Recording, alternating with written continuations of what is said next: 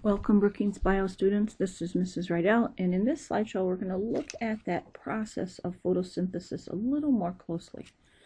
If you think about our chloroplast now and how it's set up, remember double membrane, there's an outer membrane, an inner membrane, and those thylakoid sacs stacked up inside like pennies.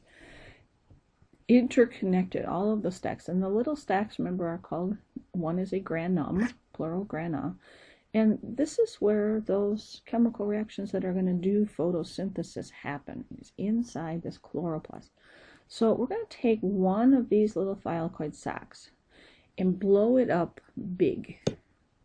So here's my little thylakoid, this little thylakoid sac here. And you got to imagine now this is going to be inside of my chloroplast. So this is my chloroplast. Inside my chloroplast, all of these little thylakoid membranes are stacked up inside, and we're going to kind of zoom in and look at one.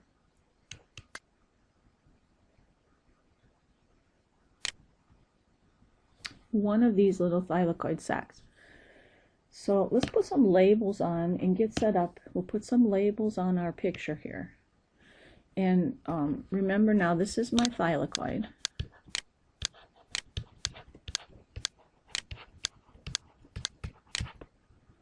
Thylakoid sac, and it's a membrane, so lots of these little, remember, phospholipids, the heads with the tails, goes completely around, but we didn't kind of show them all the way around because we wanted to kind of focus on looking at these other molecules that are part of that membrane. Remember, membranes are made out of phospholipids and proteins, and these are some of the proteins here now at the bottom that are going to make up that thylakoid sac membrane. So we're going to kind of color code this a little bit.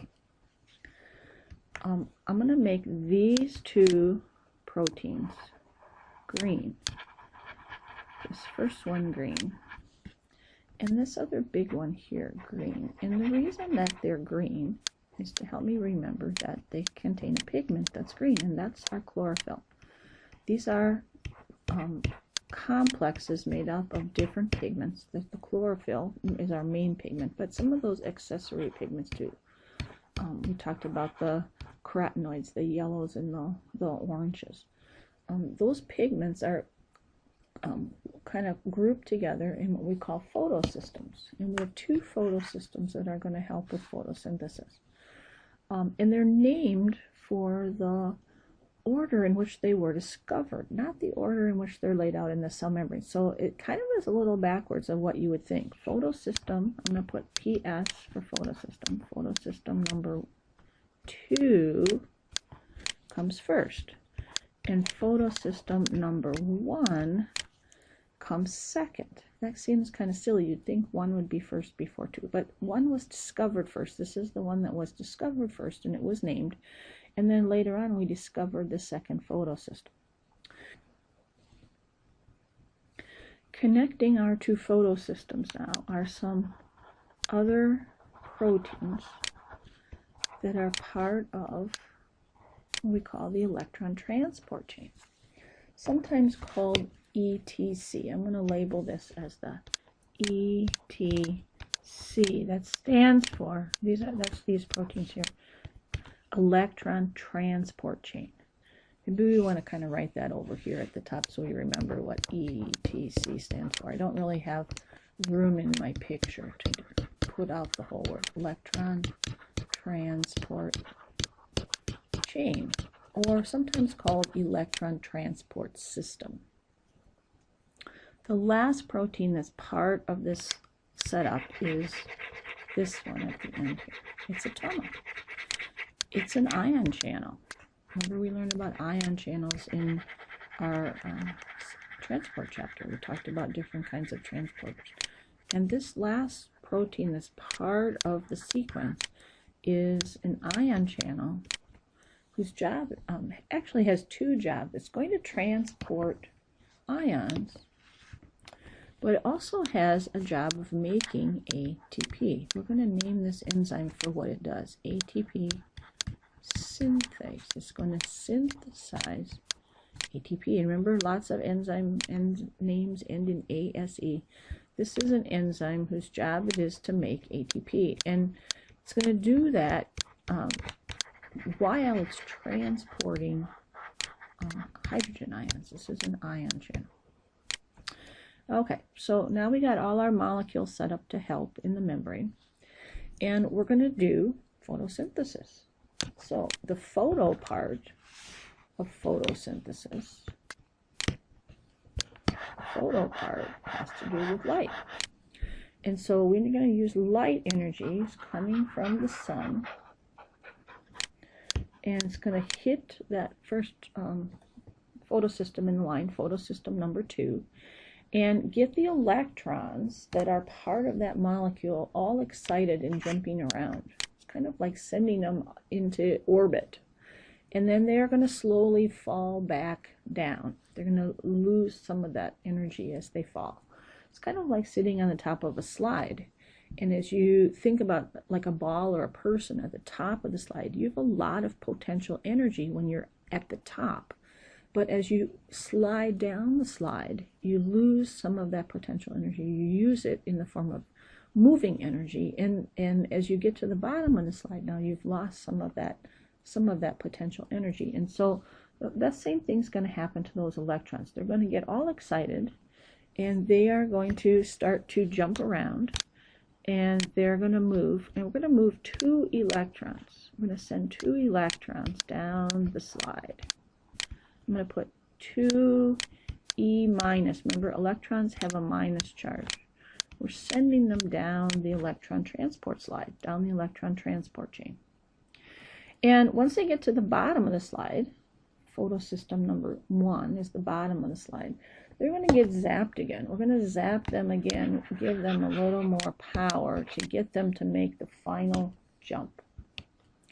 And those 2 electrons now are going to pass to our final electron transport chain molecule, last molecule in the chain. We're going to pass those 2 electrons. And what's going to catch it at the bottom of the slide is this little electron carrier, NADP+. NADP+ is an electron carrier, electron transporter. And it's going to catch those electrons at the end of the line. And when NADP+ catches electrons, it becomes NADP. Notice 1+, 2 electrons. I need something else to balance that second minus charge. 1+, 2 minuses. I'm going to get my second minus by picking up a hydrogen ion over here. So I become NADPH. The hydrogens, let's make those hydrogens a color so I can keep track of them. So I'm going to make them the orange here. That little hydrogen ion, I'm going to add it to the NADP+. And I'm going to put a little power around this because this is an energy molecule. It's charged up now. It has those electrons from the chlorophyll, and it's charged up this electron carrier. And now we can use that electron carrier to transport those electrons anywhere we need to go in the cell. So what we have done so far is catch light energy, charge up electrons from chlorophyll, and then pass them down the electron transport chain until they're caught at the bottom by our electron carriers. We still haven't made any ATP yet. We've charged up some electron carriers. And now we have a problem, because this chlorophyll here, these chlorophylls have passed electrons to the NADP+. And so now, if it gets zapped again by light, we don't have any more electrons that are free that they can pass down the line again. So we're going to have to replace those electrons with something. And what's going to replace our electrons is water. Water is going to provide the electrons to replace the electrons we used in hydrogen. Okay, so I'm going to use my little water molecule, and I'm going to color code this. So remember we used H for hydrogen. I'm going to keep the H hydrogen color going here.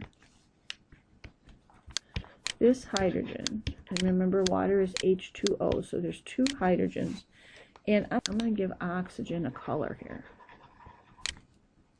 Now, if this little water molecule gets broken apart, what it's going to do is release that oxygen. And it's going to release 2 hydrogens, H2O, remember? It's going to release 2 hydrogen ions. And when I do that, I'm going to release 2 electrons that are going to come from the water and pass to the chlorophyll. And now I've replaced those electrons that got lost down the electron transport chain, and now I'm ready for my next zap. I'm ready for the next light to hit, and now I have some electrons that can move down the line again. Water replaces those. So every time I hit the chlorophyll and pass electrons, water molecules are going to split to replace those in the chlorophyll. So we're going to do this again. Let's make another water molecule split here, and I'm going to make some hydrogen ions, and I'm going to get an oxygen. Oxygen. Every time I split a water molecule, I get 2 hydrogen ions and 1 oxygen, and I pass 2 electrons to chlorophyll to keep the sequence going. Now, look at what I got going up. This is my thylakoid space here. Right? This is the thylakoid space. The space inside the thylakoid, sometimes called the lumen. Okay. So what's happening now is as light is hitting our photosystems and we're transporting electrons down the line and using water to replace those electrons, what we're doing is putting hydrogens into our thylakoid space. The other thing, the way that hydrogens get into this thylakoid space is that as electrons are moving down this electron transport chain, some of those transporters are hydrogen pumps. Remember we talked about hydrogen pumps? Every time that electrons move down this line, not only are they passing electrons down the line, but we're going to pump some hydrogens across from the stroma side into the thylakoid space. So we're putting hydrogens in this space 2 different ways. We're putting hydrogens in by breaking water molecules apart. And we're also putting hydrogens in by using these proton pumps that are the part of the electron transport chain to pump hydrogens across into that space. And what we're doing is filling up our space with hydrogen. Okay, so light's going to hit, we pass electrons down the line and catch them at the end with making NADPH. And then as those hydrogens fill up, as we split water to replace the electrons and hydrogens fill up that space, we're going to have to do something with those hydrogens and oxygens as they fill up the space.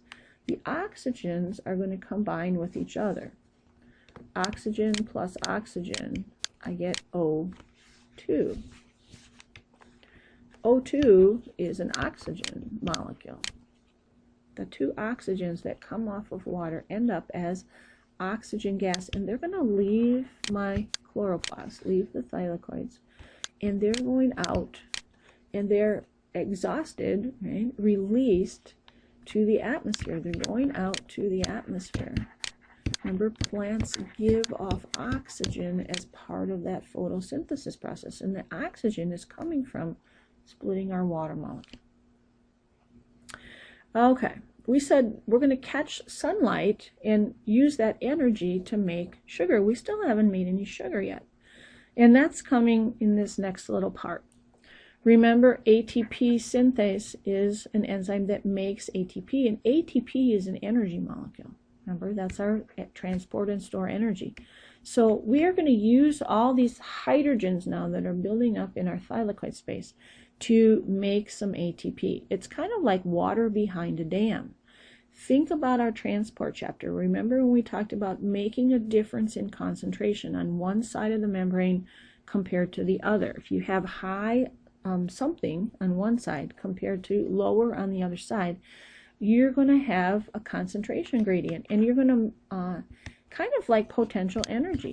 All these hydrogens that are building up in the space here are going to want to go somewhere, and where they want to go is to the other side of the membrane where there's a lower concentration.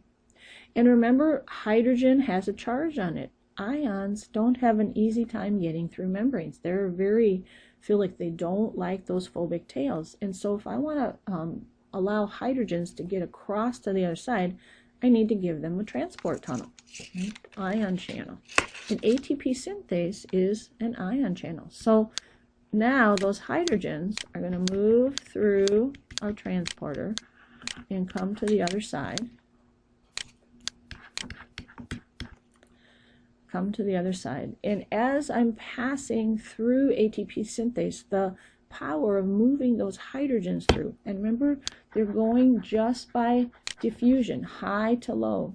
They're going without energy. It doesn't take energy to go through the tunnel. The moving of hydrogens through that tunnel is going to provide the power to stick the P's onto ATP, or excuse me, ADP here. And we're going to add a P, and we get ATP. We're making our energy molecule. I'm going to give this a little energy too, some little energy to show it's a power molecule. We're charging up ATP. So look at the overall reaction now. We're going to hit our photosystems, our chlorophyll, with light. That excites the electrons that are going to pass down the electron transport chain. We're going to replace those electrons by splitting water molecules. And that splitting the water and passing electrons is going to put hydrogens into my thylakoid space. The oxygen that comes from splitting the water is going to leave and be given off as a waste gas. Plants give off oxygen during photosynthesis. And now we're going to catch those electrons at the end of our electron transport chain and make some energy molecules. We're going to make an electron carrier, NADPH, that's charged up, and we're going to use those hydrogens coming through the ion channels to charge up some ATP. We still haven't made any sugar yet, but we do have some energy molecules now that we can provide the power to make our sugar. That's the synthesis part of our reaction, and that's going to come in our next video. Stay tuned.